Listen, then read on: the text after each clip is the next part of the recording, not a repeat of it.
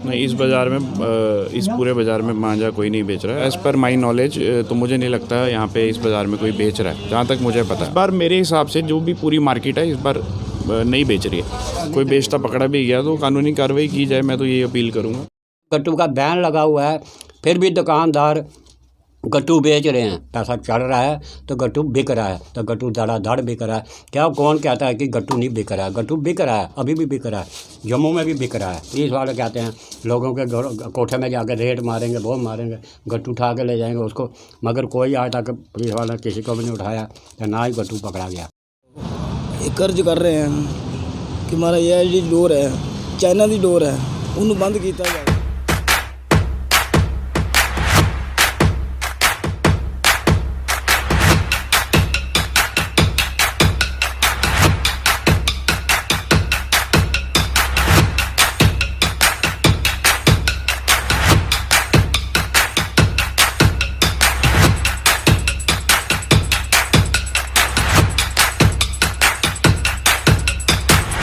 जय मां डोगरी, मैं अक्षय सागर और आप देख रहे हैं रफ्तार जम्मू।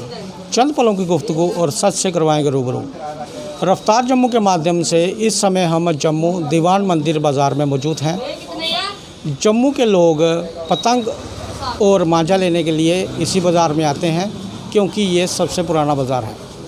इसी बाज़ार के प्रेसिडेंट वीरेश महाजन जी आज हमारे साथ यहाँ पर मौजूद हैं। इनके परिवार और ये पिछले 40-45 सालों से काइट्स का बिजनेस कर रहे हैं। वीरेश जी, रफ्तार जम्मू में आपका स्वागत है। जी धन्यवाद जी। इनसे बातचीत शुरू करने से पहले मैं आपको बता दूं कि पतंग का जो इतिहास है, सूत्र बताते हैं पतंग का जो इतिहास है 2600 साल पुराना है। चाइना में पतंग का आविष्कार किया गया था।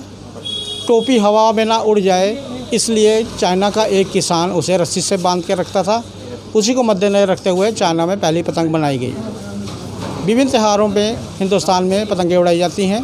हमारे जम्मू में जन्माष्टमी और रक्षाबंधन के दिन पतंगें उड़ाई जाती हैं।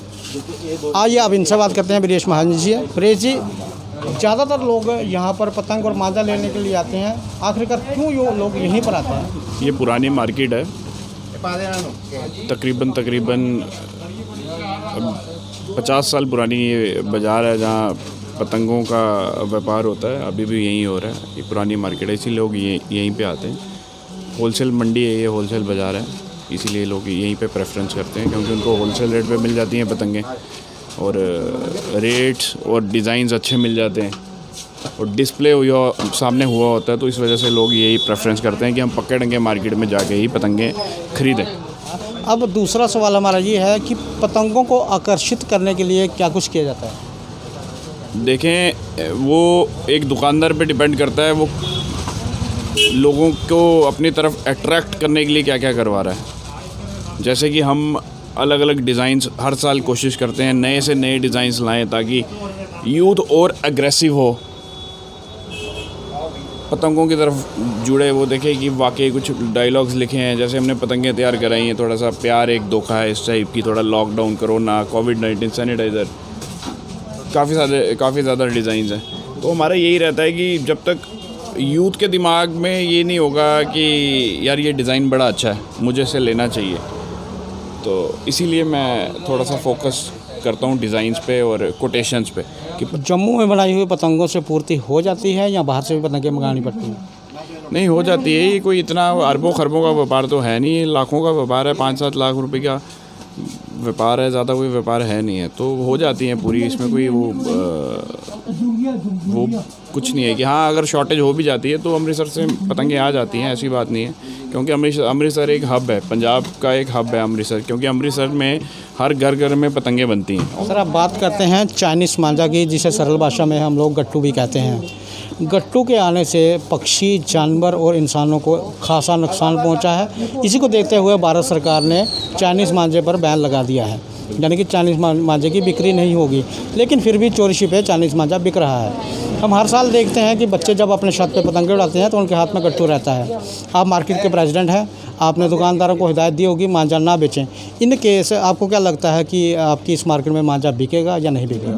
नहीं, इस बाज़ार में इस पूरे बाज़ार में मांझा कोई नहीं बेच रहा है। अदरवाइज़ कोई बेचता पकड़ा भी गया तो कानूनी कार्रवाई की जाए, मैं तो ये अपील करूँगा।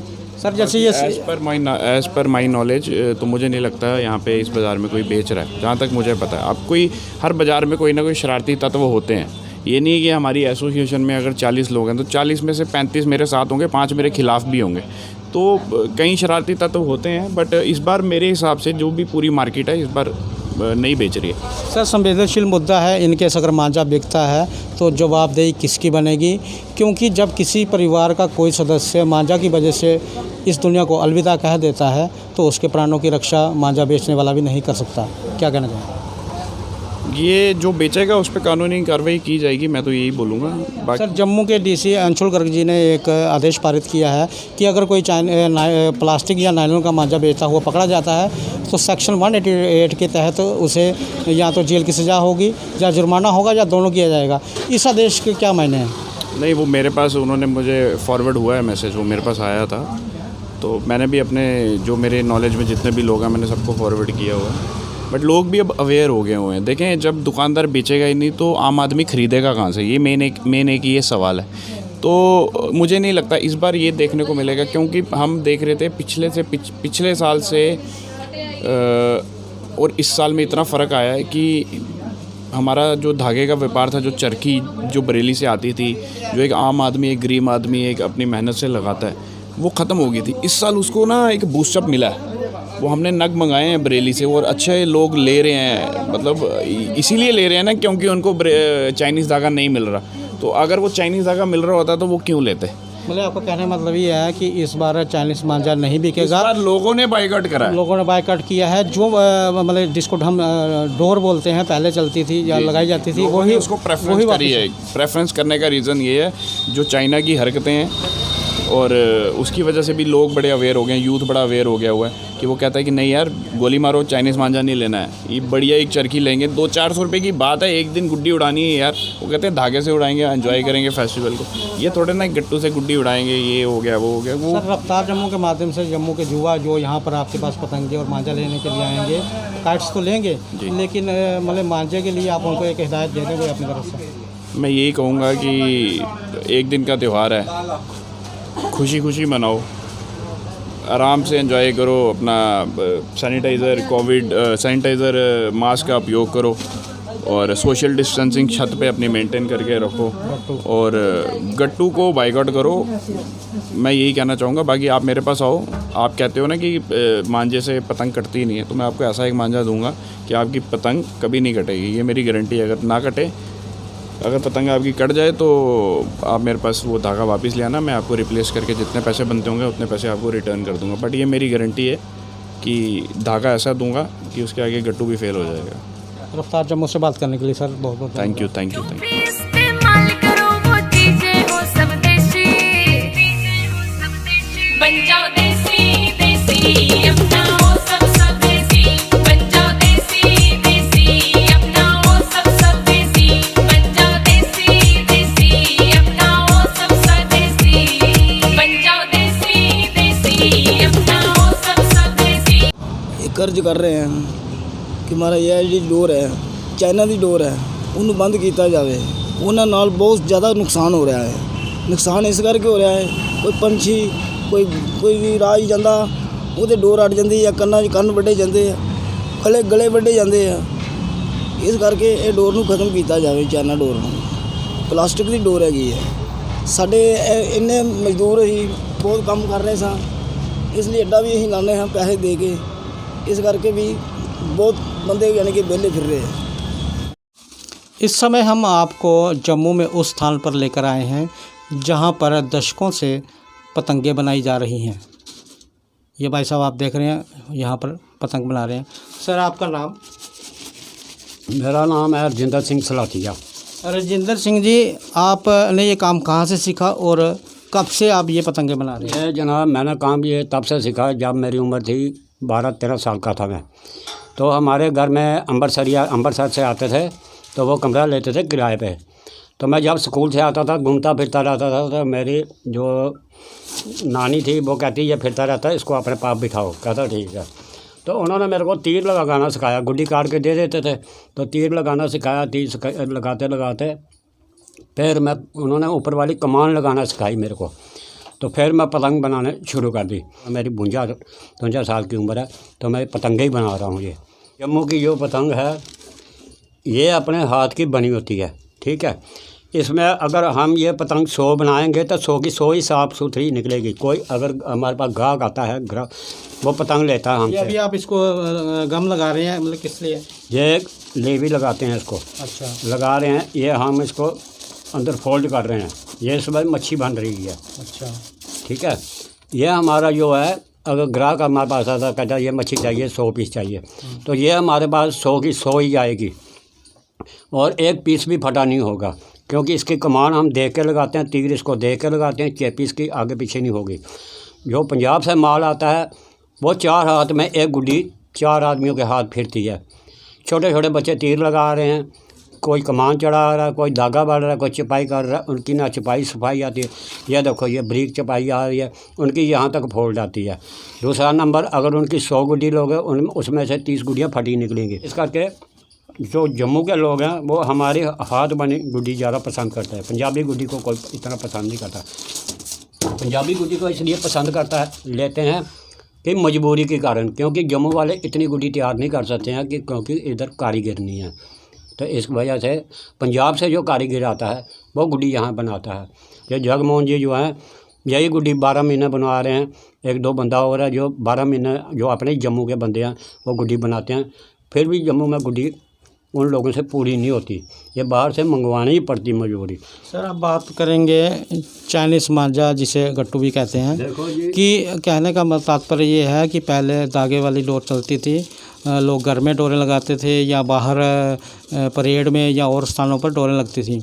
लेकिन जब से ये चाइनीज़ मांझा आया है, आप एक चीज़ बताएं, ये चाइनीज़ मांझा क्या फ़ायदेमंद है या नुकसानदायक है? गट्टू जो आया है, गट्टू की वजह से जो डोरे लगाते हैं कारीगर, जो जम्मू में चहल पहल होती थी वो सब ख़त्म हो गई और वो बेचारे बहुत रोजी रोटी के लिए अब तरसते हैं। पंजाब में उनको दिहाड़ी नहीं मिलती, जम्मू में अच्छे खासे पैसे कमा के एक दुकानदार से भी 50-50 हज़ार रुपये वो कमा के सीजन का ले जाते थे, तो अच्छी खासी कमाई। अब वो बेचारे भूखे मरने के टाइम आ गए। क्या राजे मंडी, क्या इधर परेड, गांधीनगर, हर जगह डोरा लगती थी। गट्टू ये है किसी के लिए फ़ायदेमंद नहीं है, पक्षियों के लिए भी नहीं है, पक्षी भी इससे मरे जा रहे हैं।